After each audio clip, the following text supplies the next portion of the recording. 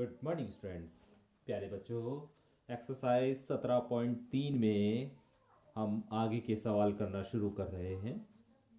हमने लिया है क्वेश्चन नंबर 18 और क्वेश्चन नंबर 18 ये कहा है कि एक तंबू है और तंबू का आकार इस प्रकार है कि नीचे से तो वो बेलनाकार है और ऊपर से शंकु के आकार का है। उसके आधार का क्षेत्रफल 25 वर्ग मीटर है और जो बेलनाकार भाग है उसकी ऊंचाई 2 मीटर है और तंबू के भीतर वायु जो भरी हुई है वो 75 घन मीटर है। तंबू के अंदर जो वायु है वो 75 घन मीटर है वायु का आयतन। तो तंबू की हमें शीर्ष से भूमि तक की ऊंचाई, ऊपर से नीचे तक की ऊंचाई ज्ञात करनी है। तो सबसे पहले एक चित्र के द्वारा इसे समझ लेते हैं कि आकृति किस आकार की है। इन्होंने कहा है एक बेलन है, बेलनाकार आकृति, और बेलनाकार के ऊपर एक शंकुआकार आकृति है और ये एक तंबू बनाया गया है। इस रूप का एक तंबू बनाया गया है जिसमें नीचे का हिस्सा बेलन की तरह दिखाई दे रहा है और ऊपर का हिस्सा शंकु के आकार का दिखाई दे रहा है। इन्होंने कहा है आधार का क्षेत्रफल। अब प्यारे बच्चों, ये जो तंबू बनाया गया है इसका आधार यही तो है और ये आधार किस आकार का है? वृत्त के आकार का ही तो है। और जब ये वृत्त के आकार का है तो इसका जो क्षेत्रफल होगा वो पाई आर स्क्वायर ही तो होगा। तो इसलिए मैंने पाई आर स्क्वायर लिख दिया आधार के क्षेत्रफल के साथ। और ये कितना दिया हुआ है आपको? 25 वर्ग मीटर, अर्थात पाई आर स्क्वायर का मान 25 वर्ग मीटर है। इन्होंने कहा है बेलन भाग की ऊंचाई, बेलनाकार भाग, बेलनाकार लिख दो इसे तो ज्यादा अच्छा रहेगा।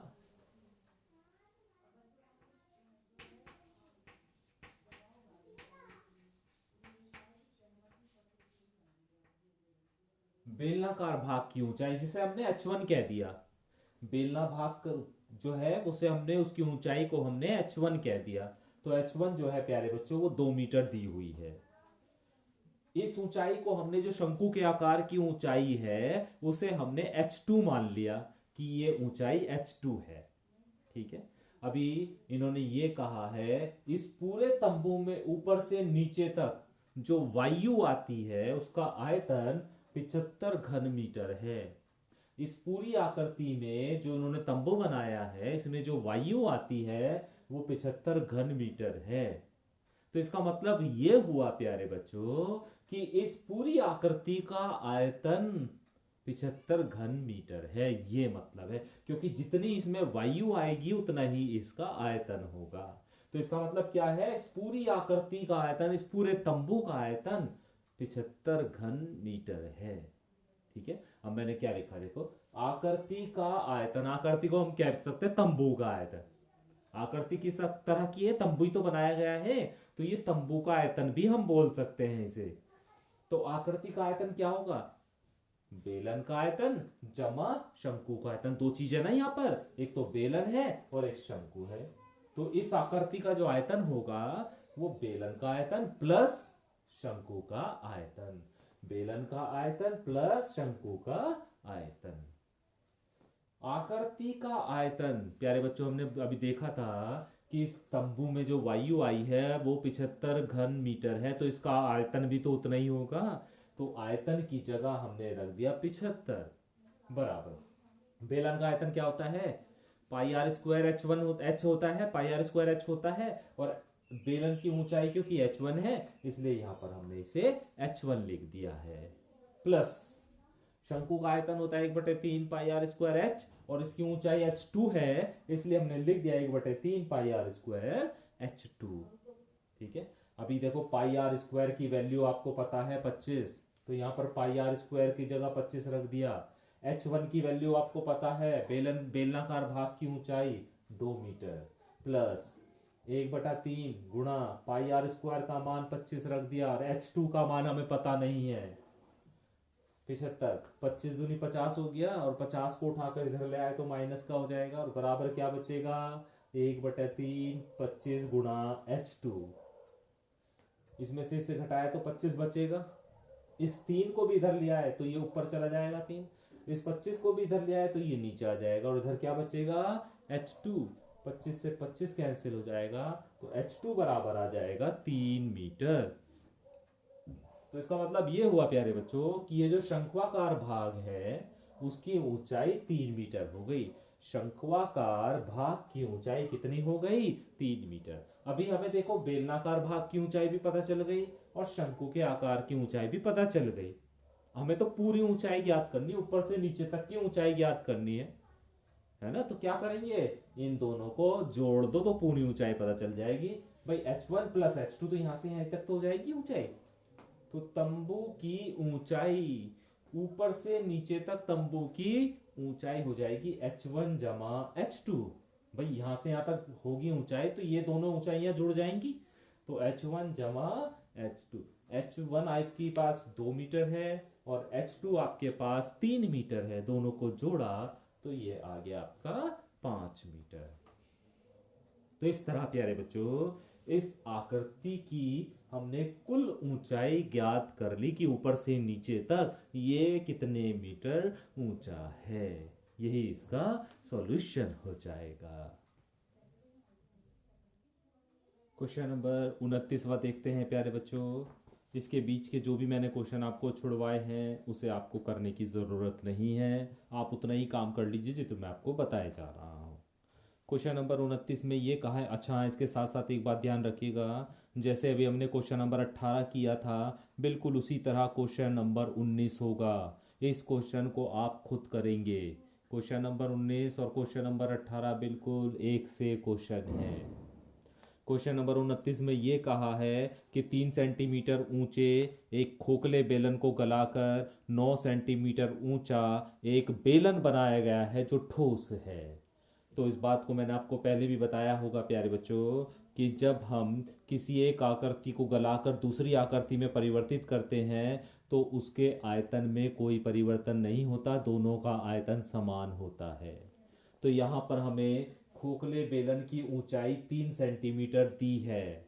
खोखले बेलन की ऊंचाई कितनी दी है हमें? 3 सेंटीमीटर। चाहे तो आप इस खोखले बेलन की ऊंचाई को H2 से प्रदर्शित कर सकते हो। और बेलन की ऊंचाई का मतलब है ठोस बेलन की ऊंचाई 9 सेंटीमीटर दी है। इसे चाहे तो आप H1 से प्रदर्शित कर सकते हैं कि H1 का मान 9 सेंटीमीटर, H1 का मतलब है ठोस बेलन की ऊंचाई और H2 का मतलब है खोखले बेलन की ऊंचाई। ठीक है। और इन्होंने क्या कहा है, खोखले बेलन को गलाकर ठोस बेलन बनाया है। खोखले बेलन को गलाया और गलाने के बाद बेलन यानी ठोस बेलन में उसे चेंज कर दिया। तो इसका मतलब क्या है प्यारे बच्चों कि बेलन का आयतन और खोखले बेलन का आयतन बराबर होगा, है ना। क्योंकि इस आकृति से इस आकृति को बनाया गया है तो आयतन में कोई परिवर्तन नहीं होगा, दोनों का आयतन, दोनों आकृति का आयतन समान होगा। ठीक है। खोखले बेलन की बाहरी त्रिज्या जिसे हम R1 से प्रदर्शित कर सकते हैं, खोखले बेलन की बाहरी त्रिज्या R1 4.3 सेंटीमीटर दी हुई है और खोखले बेलन की भीतरी त्रिज्या R2 1.1 सेंटीमीटर दी गई है। और हमसे प्यारे बच्चों बेलन की त्रिज्या ज्ञात करने को कहा है। ठोस बेलन जो बनाया है ना हमने उसकी त्रिज्या ज्ञात करने को कहा है। अब उसकी त्रिज्या R1 और R2 तो मान नहीं सकते, इसलिए उसकी त्रिज्या आप R मान लीजिए। बेलन की त्रिज्या कितनी मान लीजिए? R मान लीजिए। तो अभी जैसे हमने देखा कि बेलन का आयतन और खोखले बेलन का आयतन दोनों का आयतन समान होगा। बेलन का आयतन होता है पाई आर स्क्वायर और H1।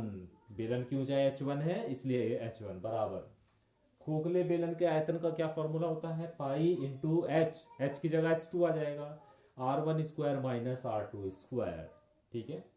वैल्यू रखेंगे, सबसे पहले देखो पाई से पाई कैंसिल हो जाएगा, इधर बचेगा R स्क्वायर। H1 बेलन की ऊंचाई कितनी है? 9 सेंटीमीटर इक्वल टू पाई तो कैंसिल हो गया, H2 यानी खोखले बेलन की ऊंचाई कितनी है?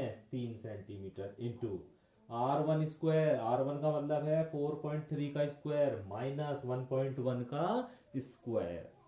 इस 9 को भी इधर ले जाओ तो यहां बचेगा R स्क्वायर बराबर 3/9 और इसमें फॉर्मूला लगा दीजिए प्यारे बच्चों, ए स्क्वायर माइनस बी स्क्वायर, ए स्क्वायर माइनस बी स्क्वायर। तो एक बार जोड़ दिया और एक बार घटा दिया। पढ़ा है ना फॉर्मूला, ए स्क्वायर माइनस बी स्क्वायर बराबर होता है ए प्लस बी इंटू ए माइनस बी। तो एक बार तो इन दोनों को जोड़ दिया और एक बार इन दोनों को घटा दिया, ठीक है। तो यहाँ बचा हमारे पास आर स्क्वायर, तो आर स्क्वायर बराबर आ गया 1/3 5.4। इन दोनों को जब जोड़ा तो 5.4 और जब इन दोनों को घटाया तो 3.2 और जब इनकी गुणा की आपस में, है ना, जब इनकी गुणा की आपस में तो ये आया 17.28। इसे 3 से कैंसिल किया तो ये आया 5.76। तो आर स्क्वायर बराबर आ गया, आर स्क्वायर बराबर आ गया 5.76। तो आर बराबर हो गया अंडर रूट 5.76। इसका अंडर रूट लिया तो आर बराबर आ गया 2.4 सेंटीमीटर। इसका मतलब क्या हुआ, आर का मतलब क्या हुआ, बेलन की त्रिज्या। तो बेलन की त्रिज्या आ गई आपकी 2.4 सेंटीमीटर। यही हमसे इस क्वेश्चन में पूछा था कि बेलन की त्रिज्या कितनी होगी। क्वेश्चन नंबर 30वां देखिए प्यारे बच्चों, और क्वेश्चन नंबर 30 में ये कहा है एक शंकु का आकार है ना, शंकु का आकार है जिसकी त्रिज्या r है, जिसकी ऊंचाई h है, तिर्यक ऊंचाई l है, ठीक है। और ये जो ऊंचाई है ना, ये तिर्यक ऊंचाई के साथ ये जो कोण बना रही है इसे हम अर्ध शीर्ष कोण कहते हैं, यानी शीर्ष कोण का आधा। ये है ना शीर्ष कोण, तो पूरा ये पूरा शीर्ष कोण है और इसका आधा कर दो तो अर्ध शीर्ष कोण। तो ये आपको अल्फा दिया हुआ है, ठीक है। तो सबसे पहले प्यारे बच्चों इसका नाम हमने रख लिया ए बी सी ओ। अब यहां पर समकोण त्रिभुज सी ओ बी में बात करेंगे। समकोण त्रिभुज सी ओ बी में हम जानते हैं साइन अल्फा बराबर होता है लंब बटे कर्ण। साइन अल्फा लंब होता है थीटा के सामने यानी ओ बी, और कर्ण होता है 90 के सामने यानी BC। तो साइन अल्फा बराबर आ गया, इस वाले त्रिभुज में देख लीजिएगा, ये पुरानी बात है कोई नई बात नहीं है। इस वाले त्रिभुज में देख लीजिएगा, लंब तो ये होगा अल्फा के लिए और कर्ण ये होगा और ये आधार है। ये तो लंब है, ये कर्ण है, ये आधार है। तो साइन अल्फा बराबर हमने ले लिया OB यानी लंब बटे कर्ण होता है, कर्ण है BC। तो OB का मतलब है त्रिज्या और BC का मतलब है तिर्यक ऊंचाई, तो R बटे L। तो यहां से L का मान निकाला प्यारे बच्चों, तो L बराबर आ गया R बटे साइन अल्फा। साइन अल्फा को ऊपर ले गए तो L बराबर आ गया R कोसेक अल्फा, ठीक है। तो L का मान हमने निकाल लिया क्योंकि इसकी हमें जरूरत पड़ेगी। इसी तरह प्यारे बच्चों इसी त्रिभुज में अब की टेन अल्फा निकाल लो, और टेन अल्फा क्या होता है आधार बटे लंब। आधार तो ये रहा, लंब ये रहा, तो OB बटे OC। तो टेन अल्फा बराबर OB तो R है और OC कितना है H है, तो टेन अल्फा बराबर आ गया R बटे H। यहां से H का मान निकाला तो R बटे टेन अल्फा, और टेन अल्फा को जब हम ऊपर ले जाएंगे तो ये कॉट में चेंज हो जाएगा, तो ये H बराबर आ गया R कॉट अल्फा, ठीक है। कहीं पर अगर हमें L की जरूरत पड़ेगी तो हम ये मान रखेंगे, कहीं पर हमें H की जरूरत पड़ेगी तो हम ये मान रखेंगे, ठीक है। हम जानते हैं शंकु का जो वक्रपृष्ठ है जिसे यहां पर C से प्रदर्शित किया गया है वो होता है पाई आर एल। यहां पर C से प्रदर्शित किया गया है इस क्वेश्चन में। पाई आर एल की वैल्यू क्या निकाल चुके हैं आप, आर कोसेक अल्फा निकाल चुके हैं पहले ही, तो L की जगह आर कोसेक अल्फा रख दिया। पाई आर और आर की गुणा तो आर स्क्वायर कोसेक अल्फा, तो C बराबर आ गया पाई आर स्क्वायर कोसेक अल्फा। यही आपको प्रूफ करना था। इसके बाद हमें आयतन निकालना है जिसे हमने A से प्रदर्शित किया है, और वो बराबर होता है 1/3 पाई आर स्क्वायर H, है ना। और H की वैल्यू भी आप निकाल चुके हो R कॉट अल्फा, तो H की जगह R कॉट अल्फा रख दिया। अभी देखिए 1/3 पाई R 3 हो गए, देखो R स्क्वायर और R की पावर 3 हो गए, और कॉट अल्फा। यही हमें प्रूफ करना था कि आयतन इतना आना चाहिए, ठीक है। तो मुझे उम्मीद है प्यारे बच्चों कि ये क्वेश्चन भी आपको समझ में आ गया होगा। तो हमें इस चैप्टर में ये 3 टॉपिक ही करने थे प्यारे बच्चों।